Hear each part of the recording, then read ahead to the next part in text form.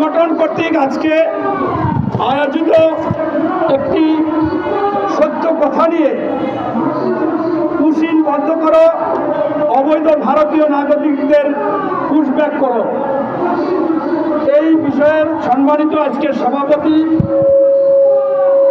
Lieutenant colonel অবসরপ্রাপ্ত ফরিদুল ইসলাম উপস্থিত আছেন। এই সংগঠনের সংগ্রামী সাধারণ সম্পাদক মোস্তফা আল ইয়াজাজ। এছাড়া সবচেয়ে আমার কাছে আজকে ফ্যাসিস্ট আওয়ামী লীগ যে চলে গেছে তার কিছু বিষয় আমরা আজীবন মনে করব। তার মধ্যে অন্যতম হচ্ছে গুম।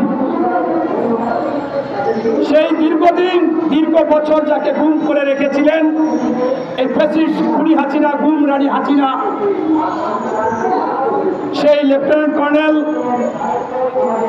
অবসরপ্রাপ্ত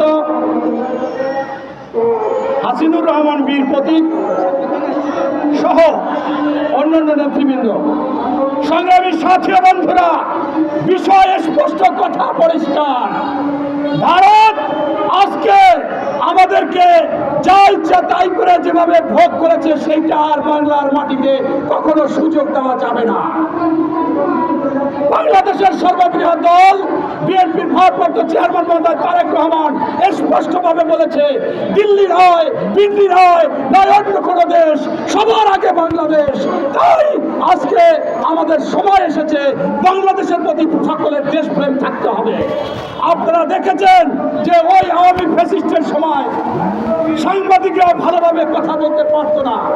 তারা দেখিয়েছে ওই ইন্ডিপেন্ডেন্ট টিভিতে, যমুনা টিভিতে ভারতের কি পরিমাণ লোক ভুয়া ঠিকানা দিয়ে পুলিশে চাকরি নিয়েছে, বিভিন্ন দপ্তরে চাকরি নিয়েছে। আজকে অন্তর্বর্তীকালীন সরকারের একজন উপদেষ্টা ডক্টর আসিফ নজরুল সাহেব বলেছিল বাংলাদেশে 22 লক্ষ হিন্দু চাকরি করে। আমার কথা হচ্ছে 22 লক্ষ না করুক, 22,000ও যদি অবৈধভাবে করে, কেন এই বাংলাদেশে অবৈধভাবে করবে?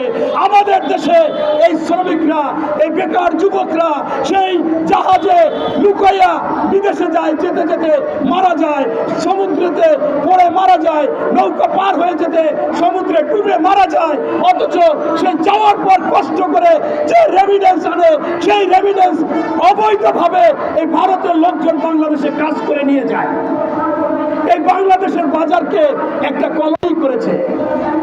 সোজা কথা হচ্ছে, আপনার এই বাংলাদেশের উপর ভারতের কোনো দায় দায়িত্ব নেই, শুধু ভোগ করবে, নিবে। অর্থাৎ যদি কোনো সুন্দরী মহিলার স্বামী মারা যায়, বিষয়টা দাঁড়ায় তাকে কিভাবে তার আশেপাশের লোকেরা আসে, ভারতও আসে না, সুবিধা নিতে চায়, ভোগ করতে চায়। এই ভারতের সাথেও সেই অবস্থা আমরা দেখেছি। বাংলাদেশে একমাত্র যখন শহীদ প্রেসিডেন্ট জিয়াউর রহমান ছিল, তখন ভারতকে সাহায্য করার জন্য সার্ক গঠন করেছিল।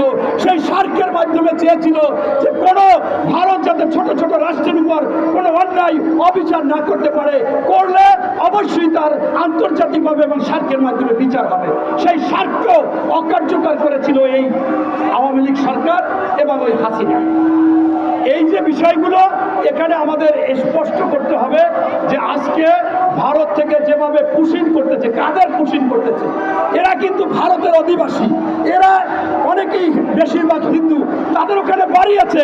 আমি ভারতে গিয়েছি, ভারতে যারা বাড়ি আছে তাদের বাড়ি কুষ্টিয়া আছে, যশোর আছে, বেনাপোল আছে, আপনার বিভিন্ন জায়গায় বর্ডারে বর্ডারে তাদের বাড়ি আছে। তারা ওখানে সম্পদে তাদের অধিকারী আছে, এখানেও আছে।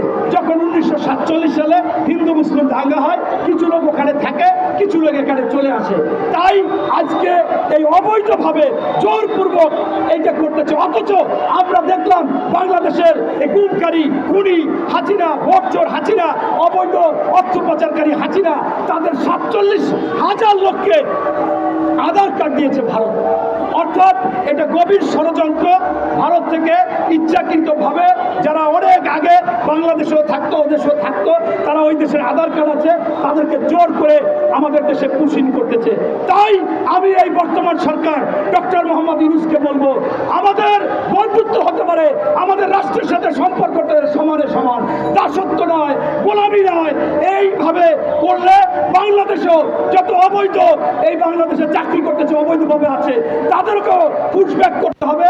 পুশব্যাক করে দাঁত ভরপুরে জবাব দিতে হবে যে বাংলাদেশ কারো গোলামিতে নাই, দাসত্বতে নাই, নতজন পররাষ্ট্রনীতি নাই। অবশ্যই এই জবাব না দিলে ভারত পর্যায়ক্রমে এই ধরনের অপকর্ম করতে থাকবে এবং বর্ডারে আর একটা গুলি চললে আমরাও পাল্টা গুলি করব। এবং আপনারা দেখেছেন বন্যার জন্য সম্পূর্ণ ভারত দায়ী। শুকনা মৌসুমে আমাদের কোনো রকম পানি দেয় না, পানি আটকিয়ে রাখে, আবার এই বর্ষা মৌসুমে পানি ছেড়ে বন্যা দিয়ে আমাদেরকে মেরে ফেলে।